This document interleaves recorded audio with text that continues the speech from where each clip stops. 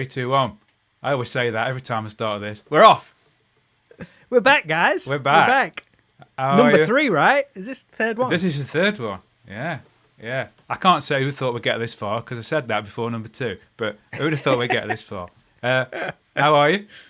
I'm very good, mate. I'm very good. Always good to see you. And you. Yeah. We only meet virtually these days. I know. Like most people. Right. So number 3, episode 3. This is going to be interesting. We've got. I've been excited for this one. Yeah, we've got to try and not offend each other, haven't we? With this, people will find out why in a minute. But yeah. Right. So why don't you give us the lowdown on what we're going to do? Well, when we started this Zoom kind of chat thing, I don't know what the best way of describing it is. Just what do you think? This under the influence thing. Just a ramble about. Yeah, just a chat between mates that a few people hopefully might get something out of. But we were trying to think like different subjects which we could focus on each time rather than it just being favourite albums each time or something. Kind of give each one a bit of a theme. So for this one, even though we've got similar tastes, there's a lot of bands that passed each other's by. So we thought, let's think of an album which we each love but the other person hasn't heard before. So that's the theme of this one. So to go back and listen to it with fresh ears and see what they make of it in modern day. Two albums, 30 years old, man. Yeah. So, what did you ask me to listen to then? I asked you to listen. Actually, an album which didn't make my list of most influential albums in the first episode. No, it didn't, did it? I never thought that. Yeah. No. I think I might have asked you. Did I on that video? I can't remember. I think you did. Yeah. And I can't remember my reasons. There was a definite reason for it. I think it's because I picked certain other albums of like a similar style. Yeah. So this one didn't make the cut. But mine is from 1991, Cherry Pie by Warrant, the follow-up to their debut, Dirty Rotten Filthy Stinking Rich. And even though it didn't make that list of influential albums, it is in my top 10 albums of all time. Yeah, very good. Right. And what did you set me? I set you the task of listening to something which I still think is a blues rock album. Yeah. Anyway, we'll find. Tell me what you think about that in a minute. But I've got this with me. The Mighty Badlands, Voodoo Highway, out their second album. Is that your original copy? No, my original copy, Bob, is a tape. Okay. Which I was going to while try. You're throwing that up, I'm gonna. Good man. Very good. I was hoping I should have said before. Why did I not say beforehand? Have you got a copy of the album so we can flash you? I'm not very organised. I'm wearing my T-shirt as well. Check this out. I know. I could see. Yeah. This is a medium, and I know I've put on weight during lockdown, but look at that. It's like a half shirt. I put it on. I'm like, holy shit. Yeah. No, this is my original copy was cassette. And I think it's in my dad's roof, but I can't go around at the minute to go and get it, which is a shame. So this was their second album. Both 1991. Yeah, and both right. So who's going? I'll tell you what. Before we say too much, who's going first? Well, I don't know what are we going to do. We should have discussed this beforehand. We should have a list of like topics about each album. Right. Well, I'll start. And I'll talk about Warrant Cherry Pie, and then we can swap. We'll just, like we do, we'll take it as it comes. Yeah. Because I want to ask you some questions about Badlands as well. You see. Right. Oh, blimey, I hope I can answer them. Right. So. What did you know about Warrant beforehand? Because you were Cherry a big Pie. Poison fan. Yeah, but Warrant completely passed me by. The only song... Right, so you can see my scrolling, look. Oh, blimey. Yeah. Hastily scrolled. Nothing apart from Cherry Pie, and I'll be honest with you, that's interesting. That's probably why I never really got into listening because I didn't really like the song. Okay. Right, and now, so I'm going to make sweeping statement number 1 straight away. All right, that song is not very representative of this album, in my opinion. I have some facts on that. Yeah, good. I thought you would. That's good. In some ways, right. You know, I've obviously listened to it quite a bit, and I listened to it again last night in preparation. that song is not. It almost feels to me like it's shoehorned onto the record a bit. Go on, Okay. what's your fact then? Go on, tell me then, Bob. Why is that? Right. Well-known fact: the album was finished Right. with that song was not on it. Makes sense. The album apparently was going to be called Uncle Tom's Cabin, Yeah, good song. according that to is. Janie Lane. Yeah. So I think they presented it to the label, and the big label honcho back then, as they would do, said, "I don't hear the single," and they said they wanted like a "Love in an Elevator" style song. Yeah. So Janie Lane went away and wrote Cherry Pie in 15 minutes, scrawled the lyrics on a pizza box, which is actually in the Hard Rock Cafe in Florida. Right. All the rest of the band members had gone. Everything was done and finished. All the instruments broken down and stuff. I think two of the guys were out playing golf. They'd gone on a golf holiday. Playing golf. And they all got called back into the studio to record Cherry Pie. And the label aired it, and all of a sudden, all the marketing and everything changed for the album. Right. And it all So went there you down go that then. route. So that's why He was correct. Yeah, that's why it sounds shoehorned in. Yeah. How mad's Yeah. that, though? It's like, I'm sure that happens a lot, but for something, there's just something about that. I wonder if it's partly because I know that song, but I don't know any of the others, right? So Yeah. my preconception in my head's telling, but it stylistically, it's interesting because it doesn't really sound like it belongs on there in some ways. Even though it's a very sexual themed song. There's quite a lot of sexual themed songs on the album. Yeah, But, yeah. But this, I don't. Well, maybe it's the sound of it. Then I don't know. That's perhaps Okay. why. If it was recorded, was it the same producer? Same producer, yeah. Right. But yeah, that's very cool that you picked up on that, and Yeah. it is you Yeah. literally nailed it. To be I'm honest, a professional musician, Bob. No, I know. Now the other thing, right? Let's just talk about what I hate doing this because I don't like people comparing things to everything. But let me tell you what I can hear in the other songs. okay. I love this. Right, It's great. you know when we did the Van Halen video, you said to me, "What bands have you heard that have been overtly influenced by Van Halen rather than just guitar players being influenced by Eddie?" Yeah, And there are bands. There are loads of songs that sound like Van Halen, but so for example, "Sure Feels Good to Me." That sounds like a Van Halen riff when it starts. Yep. It's got the gap, and I think that's the gallopiness of it and the style, the shuffling. I can hear some Def Leppard, right. Interesting. maybe partly in some of the sounds of some of the songs, some of the backing vocals, just very slightly remind me. Which one was it? I wrote one down that I thought, and I can't remember now which one it was. Where did I write it? No. I'll come back to that in a minute. But yeah, I can hear that. I can also hear a little bit of Queen at times. Yeah, I get that definitely. They actually have covered "We Will Rock You." at one Right, point. well, there you go. Yes, I think that cropped up when I finished listening to something, and I don't know whether... Yeah, I'm not sure. But that I might have seen that.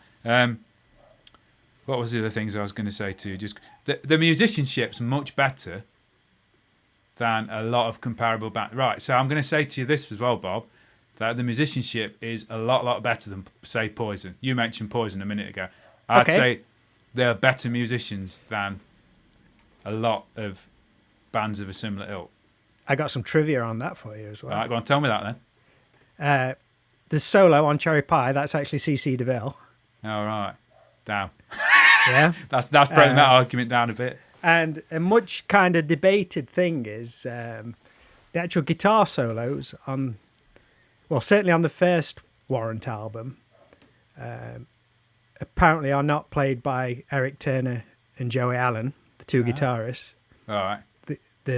Both albums are produced by Bo Hill, and he got a guy called Mike Slamer in to do all the guitar solos on the first album. Wow.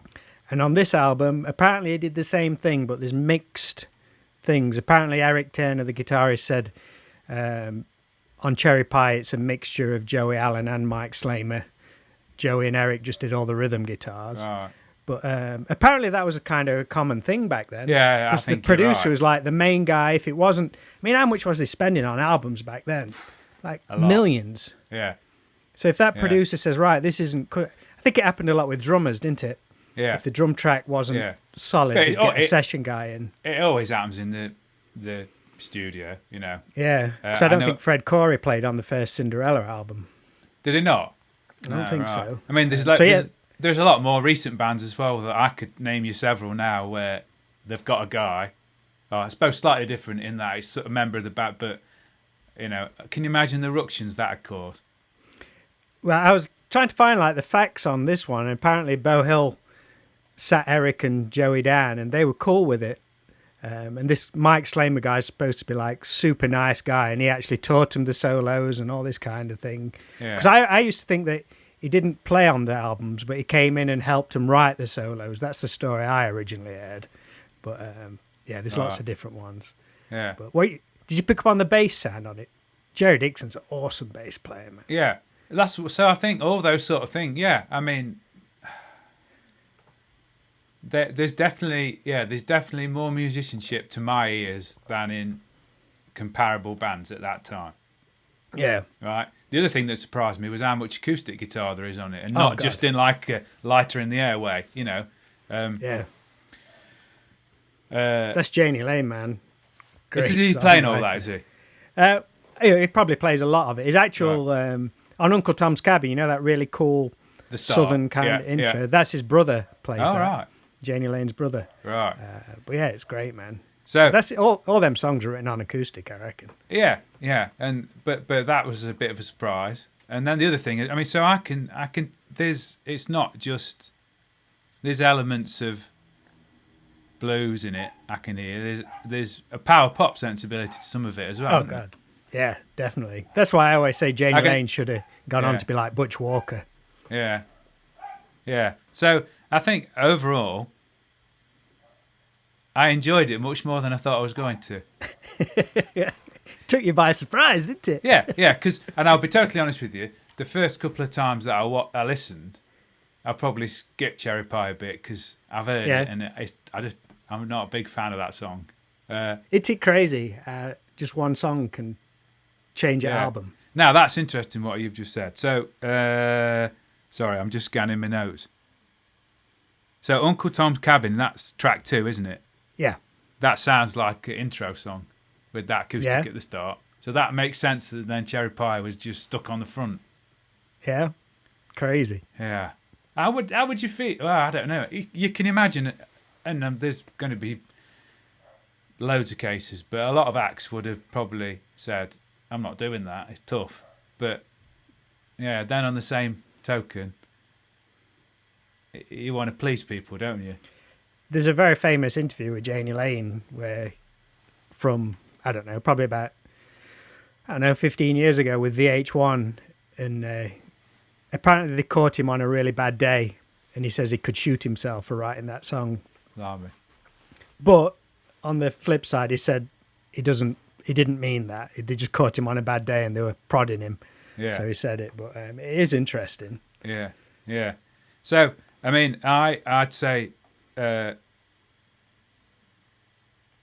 Blind Faith probably my favourite track. Great song, man. Yeah. Mr. Rainmaker, I like that one. Great song. I Can't Read My Own Right. Oh, Song and Dance Man, I like that one as well. You've got them all here. I've put my fave songs. I've got Uncle Tom's Cabin, Mr. Rainmaker, Song and Dance Man, and I also put Love in Stereo on there, which I just think is a great party. Yeah, it is, isn't it? Yeah, I know what that's about. We don't need to tell people that, do we? I revisited the album as well. I mean, I've got it engraved in my head. Yeah. But, the intro to the song Bed of Roses, I was like, wow, it's like Boston's More Than a Feeling. Yeah. I didn't even realise that. I've written that down. Honestly, I'm not joking. Yeah. Interestingly, I said this to you in a message last week, I think it was, on Apple Music, which is what I've listened to it on. There's 2 demo tracks, and one of them's a song called The Power. And the drums at the start, I thought I was listening to Adam and the Ants in my bedroom. Yeah. And it's got, like these, whoa, it's got these vocalizations in it, like these chants. And I wasn't expecting to have that come into my head. I mean, other people will say, what's he on about? But I could hear it. Yeah. It's a weird how you pick up on stuff like that. Yeah. It's mad. Now, you see, right, I've written down here, Mr. Rainmaker, feel like it could be on the Badlands album. That's got a bluesy feel. So there's definitely there's definitely a crossover between these two albums, even though they're coming at guitar hard rock in a slightly different way, in my opinion. There's going to be similarities because musicians in those bands must have known each other and they'll have crossed paths, I'm sure. And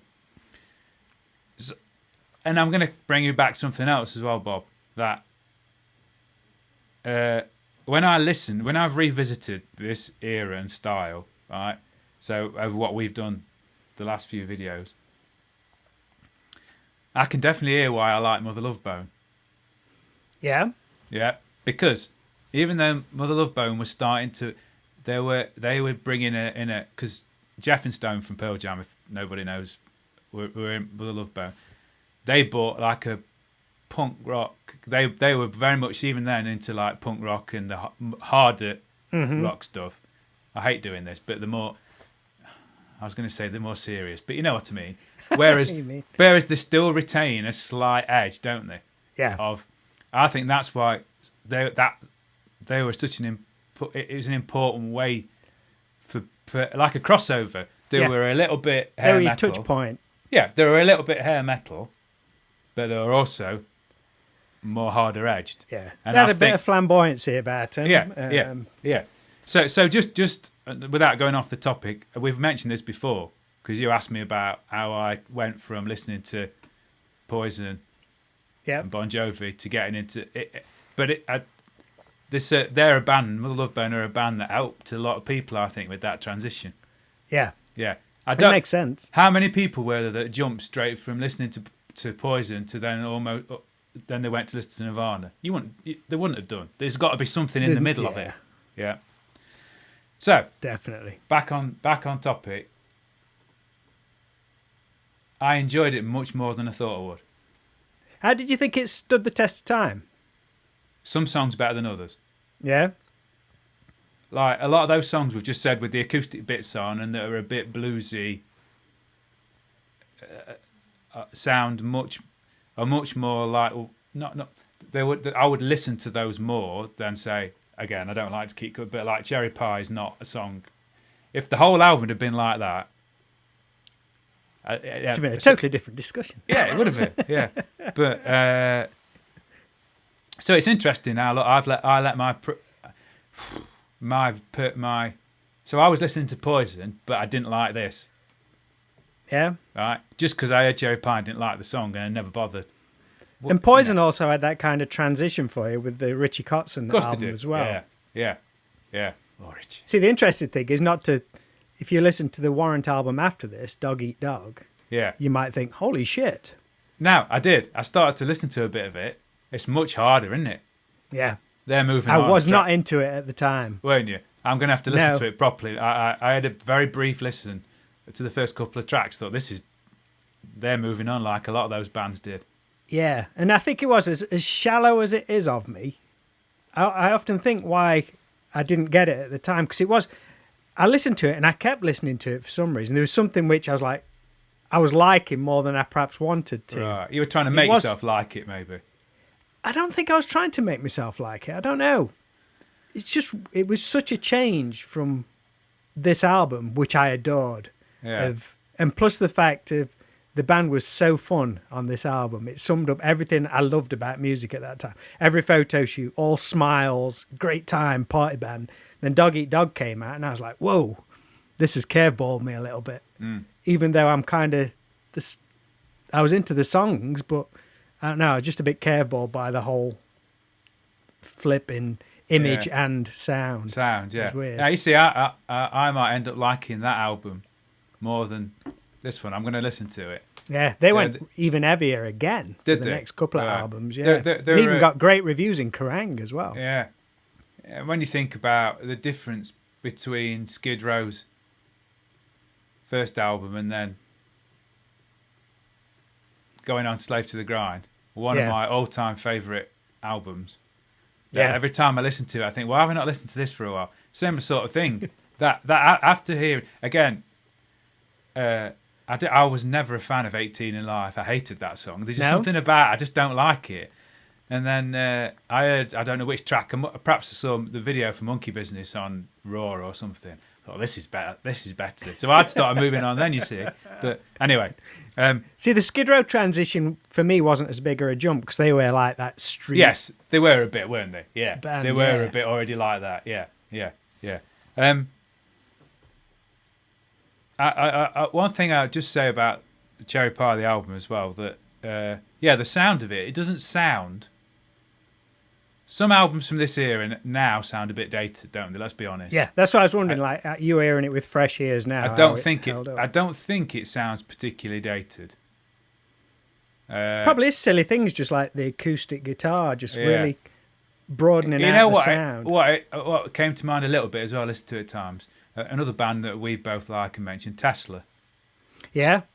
Now, again, not maybe. I'd say Tesla again are a slightly.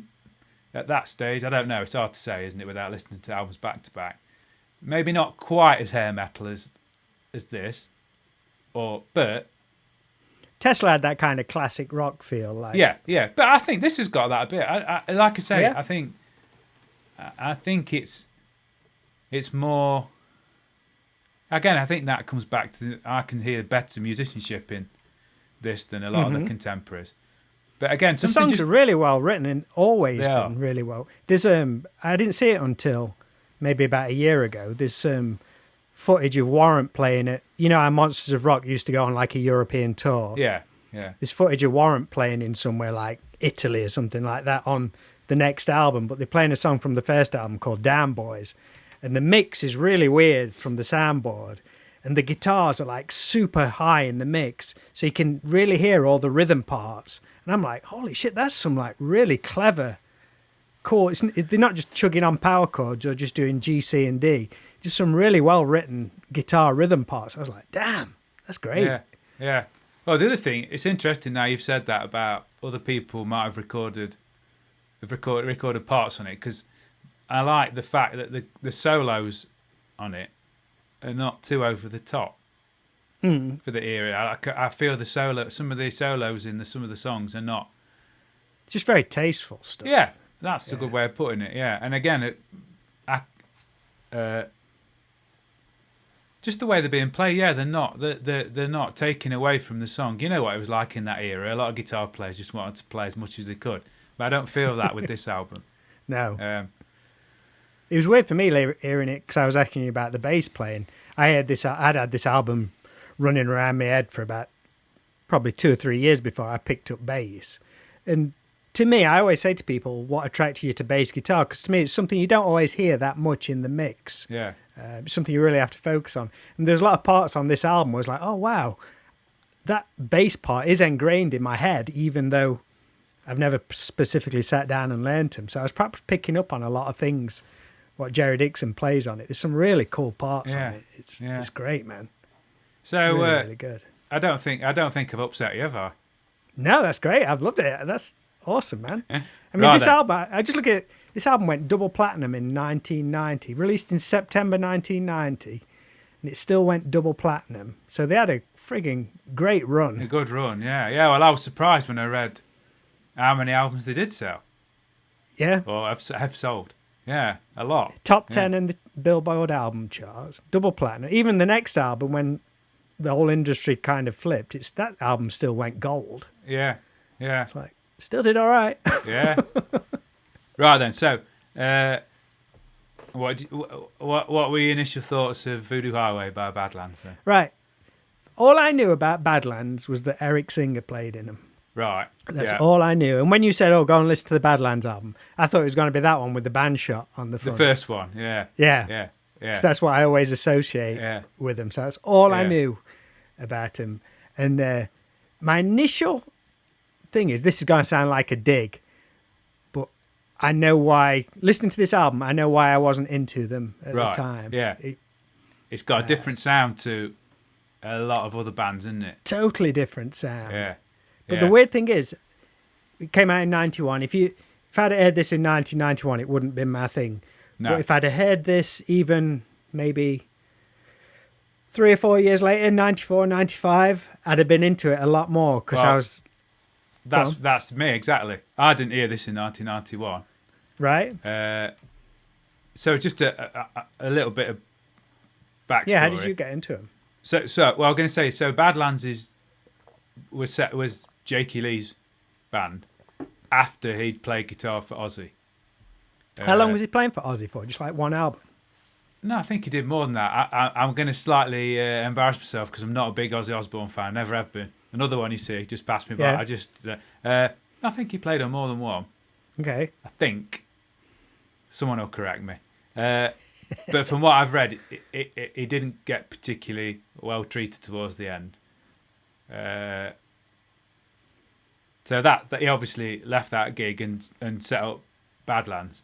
So I wasn't aware. I think I might have heard the name, or I might have seen him at Jakey Lee in adverts in guitar magazines or something. Yeah. But so that's partly probably why I didn't come to this album. So again, I've got the first album, the debut, on cassette, but I've never got around to buying the CD of that. Just because I would have got that after I'd first listened to this, right? Mm-hmm. And I prefer this. I had a quick listen to the first one. This one, Voodoo Highway, seems a lot more focused on the style and direction of the band. It's a lot leaner in it, if that's the right way to put it. The other thing you see I like about Jakey Lee is that he can whittle with the best of them. Yeah. For people who don't know, that means he can play fast. I don't. But he doesn't need to. I noticed that on the album. There's a couple of songs where I was like, "Oh, where's?" It's almost like, I'm not going to say he's like Red Beach, but Red Beach is a guy who's always heralded, Red Beach from Winger, who's always heralded as like a guitar supremo. Yeah. But you don't really hear it. I tell you, another man from this era, Andy Timmons.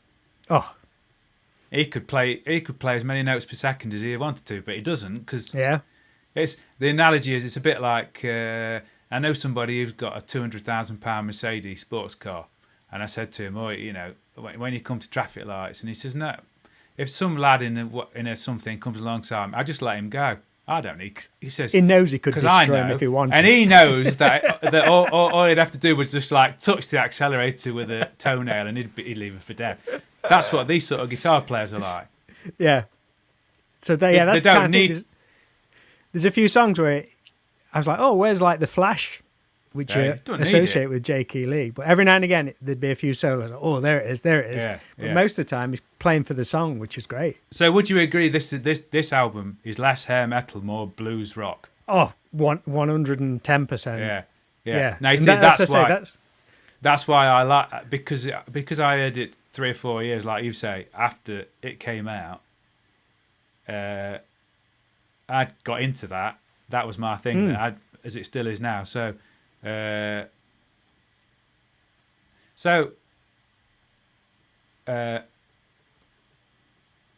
it? How much immediacy did it have to you? Not as much as something like the stuff I was listening to back then. It's just more. It's certainly not something I consider like a singles album. No, it's not. But yeah, I say if I'd heard it back in the day, I wouldn't have liked it. But a few years later, when I was listening to Free and Bad Company, if I'd heard this then, I'd be like, "Holy shit, this is friggin' great!" Yeah. And I could totally see why someone such as you hearing it. I guess you was like heavy into guitar at that point. Yeah.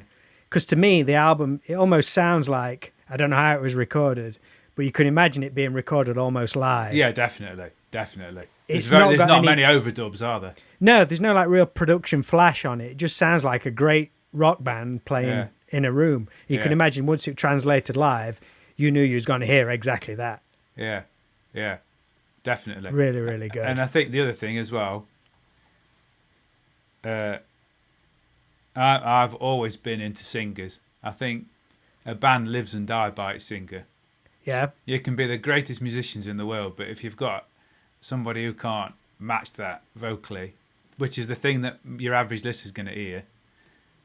And Ray Gillan, I mean, whether you like his style or singing or not, he certainly knew how to sing for that style of music. Any idea how old he was when this album came out? I don't think any of them were Badlands particularly young. Yeah, no, they'd obviously all been in other bands. I don't know whether you know, but the sad thing about Ray Gillan is that he passed away, and it was quite a difficult situation when, so after they'd done this album, they did demos for another album, Right. and Ray Gillen had been diagnosed with HIV. Now, I don't want to get this completely wrong, but from what I've read and understand, the record label were making certain demands of them, and certain people, from what I could read, wanted to release the fact that it was HIV positive. Yeah. And I think there are conflicting stories, but basically, he wasn't particularly well treated because of that. I mean, our times have changed. Mm-hmm. And so they did the demos for the third album, which were released. It's the only one you can get on streaming services actually on sort of officially. It's called Dusk, Right. and I actually quite like it. It carries on a little like this, but it goes a little bit heavier. Yeah. I think there's some really good songs on it, but I don't think the band were particularly happy that it was released. So I should have checked, but I mean, he died at a very, very young age, relatively. And I just think it was such an unfortunately messy ending to one of my favourite bands and albums of that time. Yeah. I mean, it's a classic vocal album as well. Of course. What do you? I watched the video for Last Time. Have you watched it? Yeah.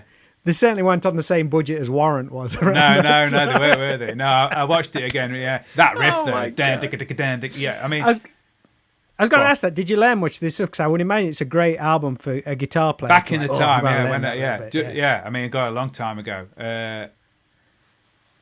I probably wasn't at the time technically proficient enough to play some of it, but I mean, it's another one of those records that I'd sit down with my headphones on and just try and work out. There's a lot going on. What Jake, we were just saying about Jakey Lee has got the licks but doesn't have necessarily. But his rhythm playing is incredible. Yeah. Not just the speed of his right hand, but the way he's throwing in different rhythms and sixteenths and triplets and all sorts of things. It's amazing. Which, to me,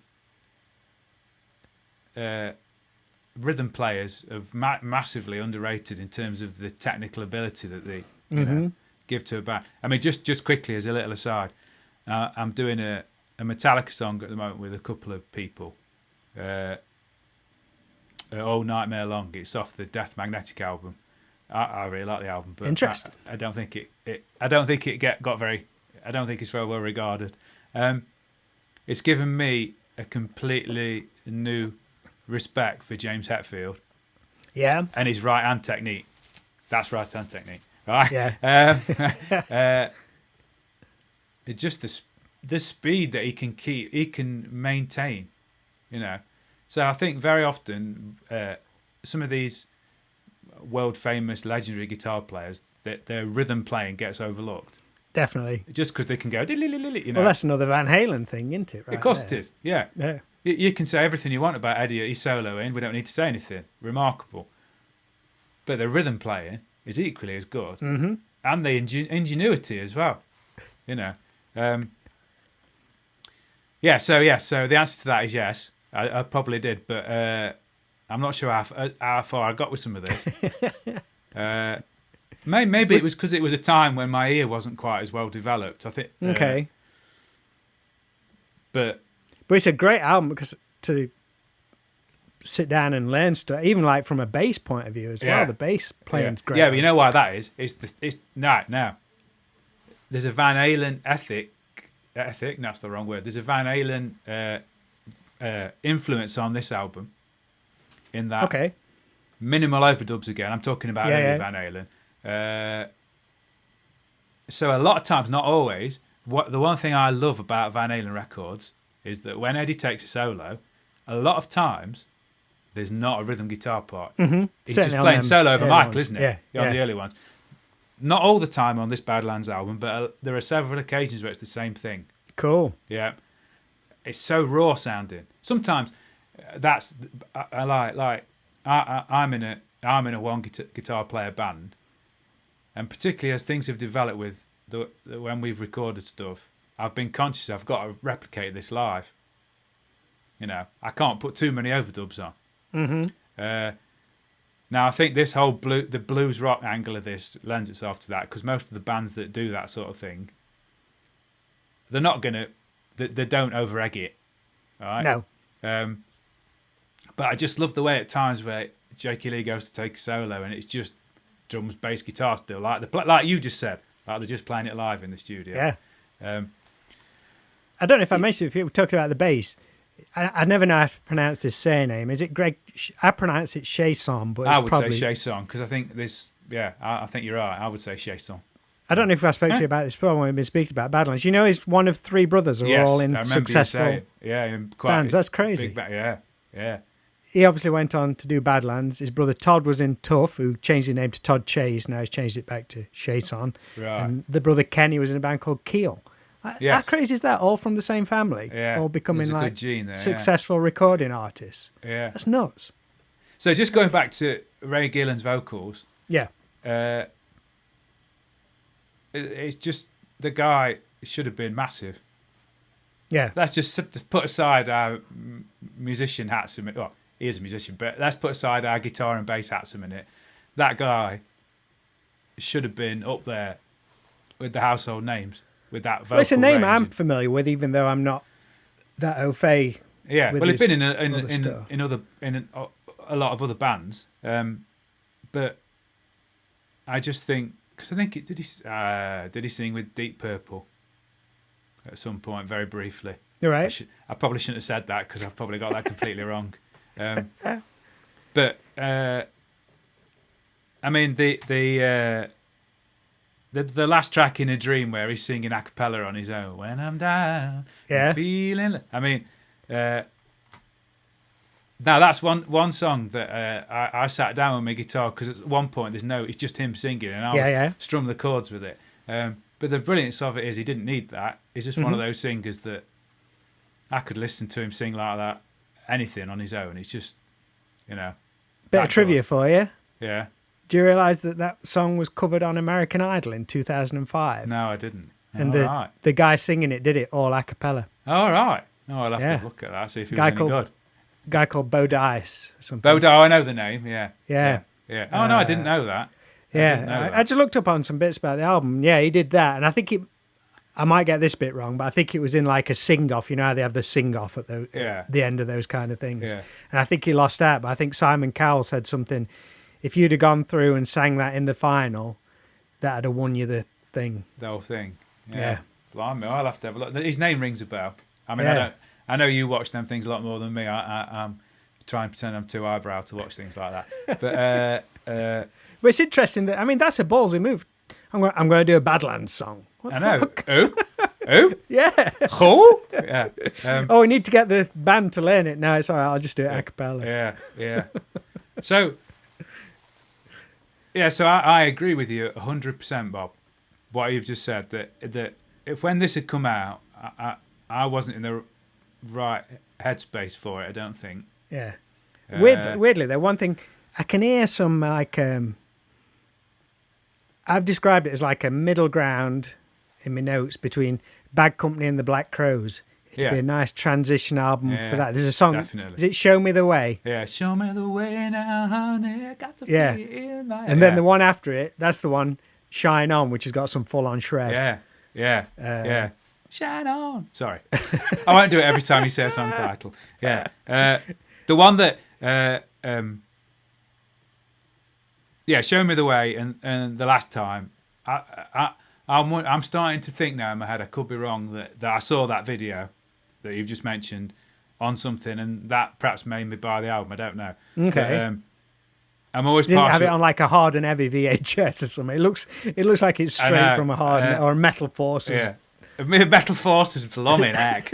God, Bobby, you're showing your age now. But 3 Day Funk. I mean, that's the one I thought sounded like old Van Halen, actually. Yeah. The start of that. Yeah, how it get. Oh, look, brilliant. Now, right. I bet you weren't expecting there to be a cover of a James Taylor song on there, were you? I wasn't expecting it. I had made a note about it, and I went and listened to the James Taylor original. Yeah. Great. Very different. Yeah.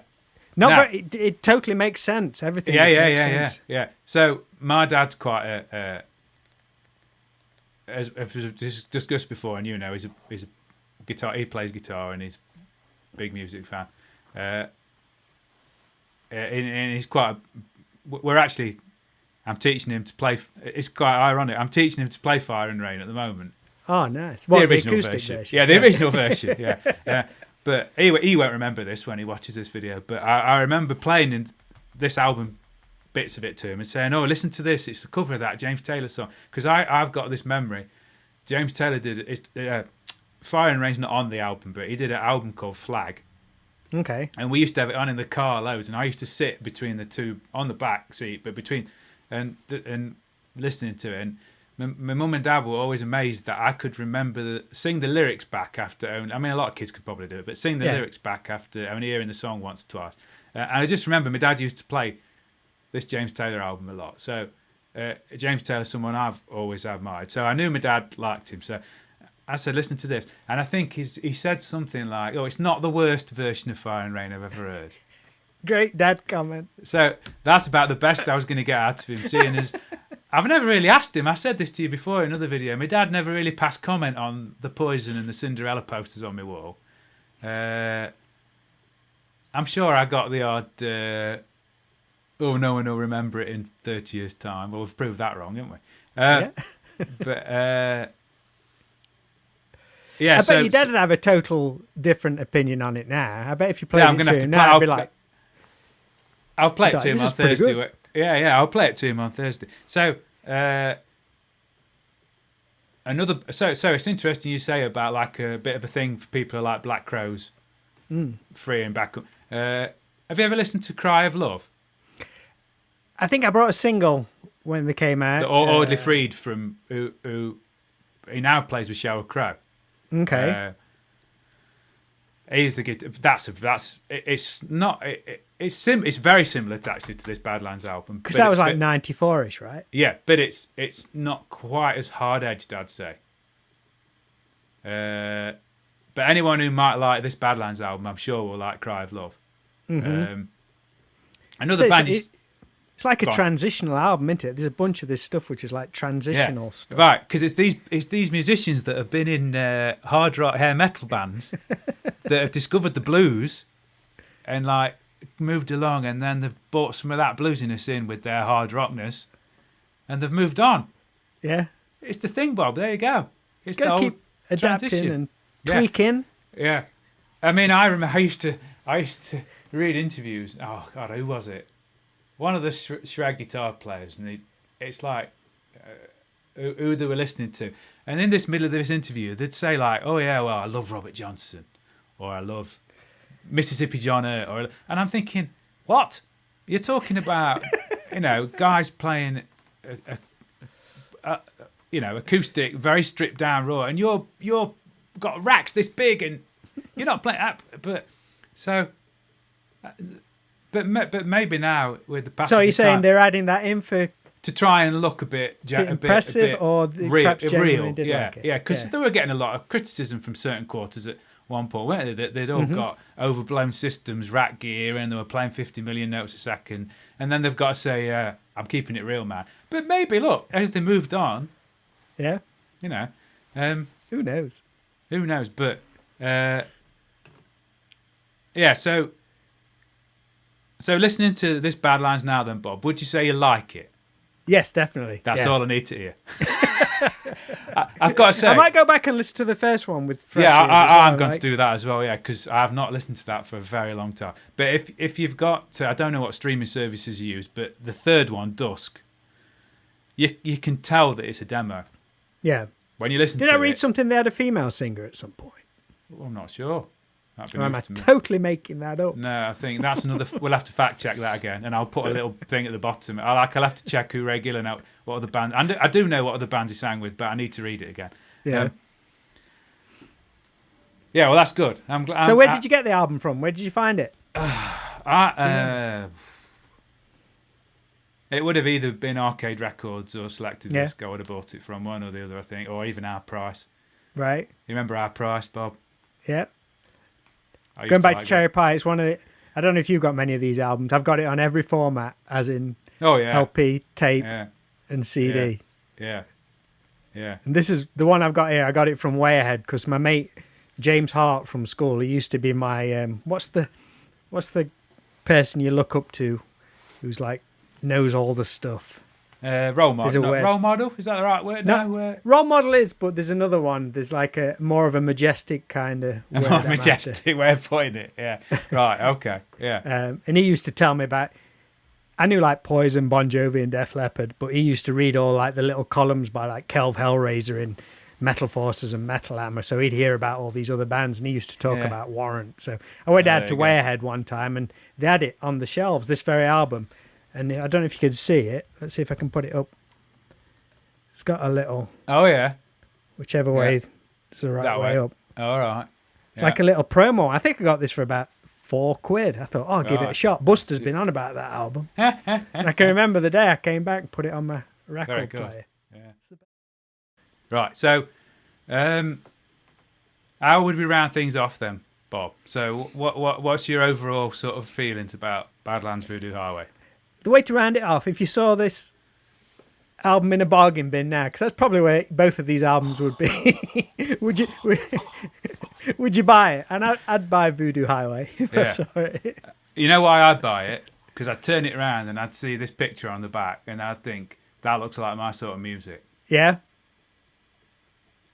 Yeah. It's great. You must have had that. You must have over the years bought albums just on to look at the cover or what. And that's another, as shallow as it is, that's probably another reason why I wouldn't have been into Badlands if I'd heard them in 1991, because the singer didn't have blonde hair. Blonde hair.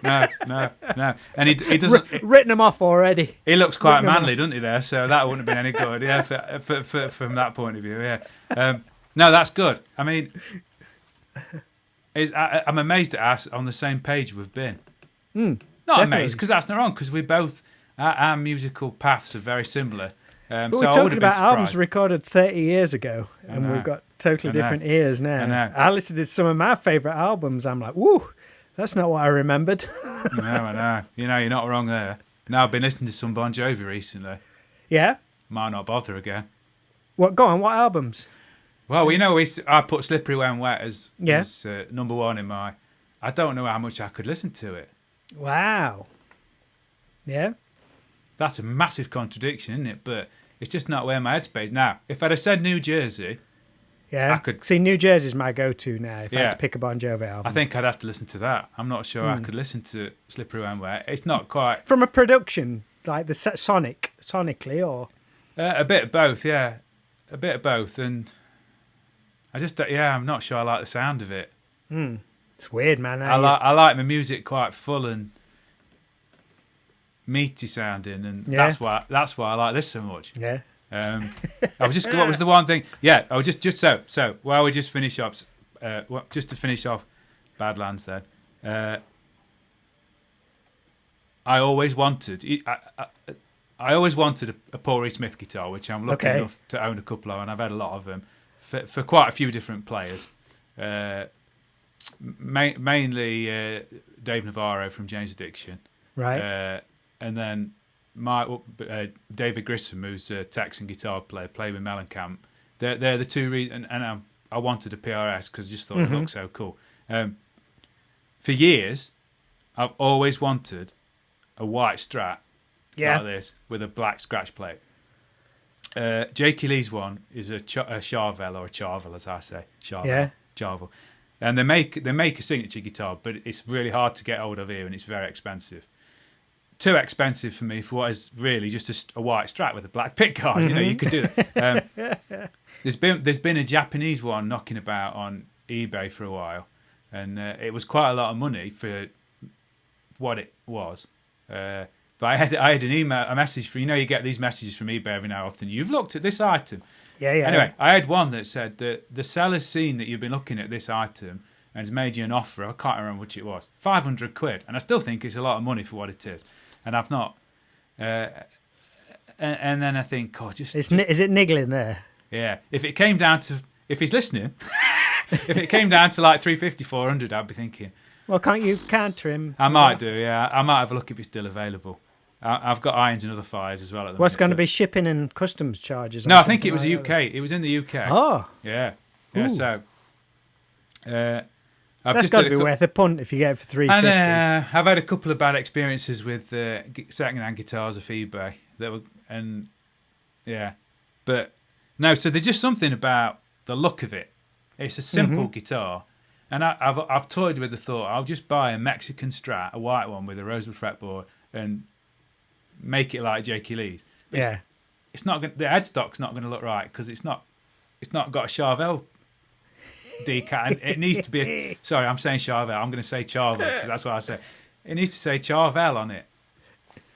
Anyway, I think you should take a punt. What was the other band Jakey Lee had a few years ago?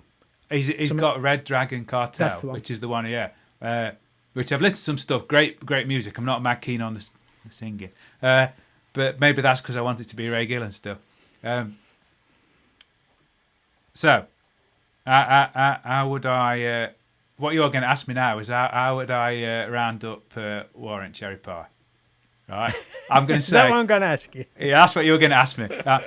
I'm going to say better than I thought it would be. Now, what band would not want that sticker as a review on the front? Better than I thought it was going to be. I was really surprised.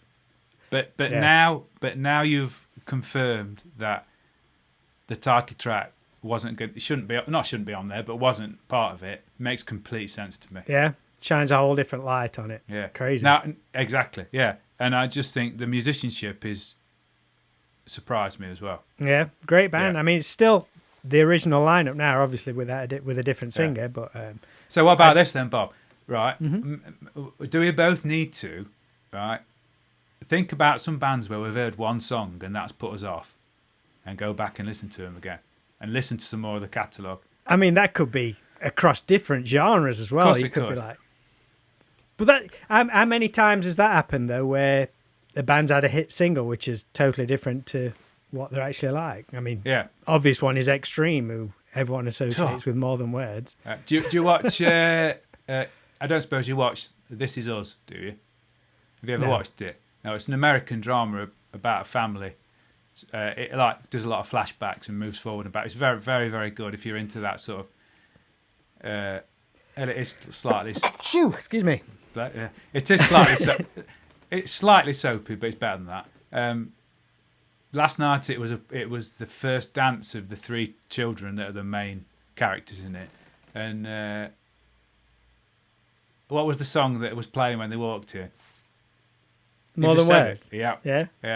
And they were, the whole thing of the scene was, oh look, it's the children, like whatever, 30 years ago or something. And I just looked at Andrew and said, blimey, that makes me feel incredibly old. All right, now. Then that got me thinking. I said to her, I think I only went because neither of us were into going to the school discos, but I can remember going to one and they played Kiss. Now there's Crazy Nights. Probably, yeah. There's another band. I heard a couple of songs or one song. I've never listened to them because I just didn't like it. Yeah. But I've got preconceptions there, and I'm not sure that I can break them. Have you never dived into Kiss? Never. Wow. You know what would be good, which I think opened up Kiss for me. They released like a documentary. I don't know if I've got it. I think it's called Exposed, and it's like just a documentary from 1970 whatever, before they even released the first album, right up to around the Revenge era of like whenever that was, 92, something like that. And it just explains the whole era of Kiss. I mean, with Kiss, if you're going to dive into them, that's going to be pretty tricky because it's like, what era of Kiss are you going to go into? It's pretty tough because there's very different versions of him. Yeah. So to watch this documentary would be a great introduction. I'll have to. But same. We've said this before. Same with Motley Crue. Mm-hmm. I just can't. No. Just can't. A lot of people would say, if you asked an average music fan, name me some hair metal bands, I pretty much guarantee that they'd say Motley Crue would be one of them. But I can't stand. If Dave Tizard sees this and says, "Here's me saying," favourite Motley Crue song. I was trying to think. I've got a couple. I've never name you many. I love Motley Crue, but they've never been in my probably in my No. top 10. You've said before about the John Corabi album. I need to listen. Perhaps I should listen to that. Yeah, that'd be a good one. Yeah, maybe I should listen to that. So, have we both been pleasantly surprised then, Bob? Definitely, yeah. I didn't know because I'm not, what's the word? I'm not a snob when it comes to listening to stuff, but I'm like, oh, have I got to sit through this whole album where I don't know anything by them? Yeah. I know And what it was you mean. great. The thing I took from it most was how live it sounded. Yeah. And how Which is what vital. I love. Yeah. Yeah. Great. It sounds like four blokes in a room Yeah. making Just a great rock and roll album, basically. making an album that they think is fantastic. Yeah. You can tell that they're all playing with complete, total passion towards it. Mm-hmm. So I need to challenge my preconceptions about some of the bands that are sort of dismissed, and but I'm sure there You can always be late to the party, mate. You can always be late to the party. There are probably quite a few bands from a similar sort of heyday era of what we might call hair metal. Yeah. Like, I was like a Dokken fan. Didn't you say you never really listened to them? No. Dream Warriors, and that's about as far as I got. Right. And then did we... Two kind of classic heavy metal for me. Yeah, yes. You see, I was more following on from that. I liked Dokken. I got into them because of Lynch Mob. Okay. You went backwards. I went backwards, yeah. So you could find loads of bands from any era, couldn't you? But specifically, as we're talking about that one, that you probably could go back and listen to slightly differently. Mm-hmm. You know what I want to listen to, Bob? I'll leave you with this. I mentioned it before. Remember Bonfire? That German band. Yeah. I can't find. They're on streaming because again, all my stuff of theirs was on cassette. They're on streaming, but I can't find the album that I think was the first one I listened to of theirs. Was it Fireworks? Don't know. Or was that a later on one? I need to have another look. I can remember really liking them. But I'm getting this is like we're getting down to niche hair metal bands now, aren't we? We better leave it there. Right. Well, we'll get a three-way in with Rob Wild next time, and he'll that's give a us good idea. He'll give us some niche hair metal bands. Right. Very good. Right, I enjoyed that. Mate. I'm glad. That I'm glad we've not upset each other because we've got to do another one. Yes. And I'll put it out there, and people can say if this is a good idea. But these are from '91. I kind of like this subject, so we could do '92 next time, '93. Yeah, 94. good. Yeah, that's a very good idea. And it might trace our evolution. Yeah, because I've still not decided what we should call this episode. No, answers on a postcard. I'm still title thinking it after about it's that. gone out. Yeah. All right, mate. Nice one. I'll speak to you All right, soon. dude. Take it easy, mate. See you later. Bye.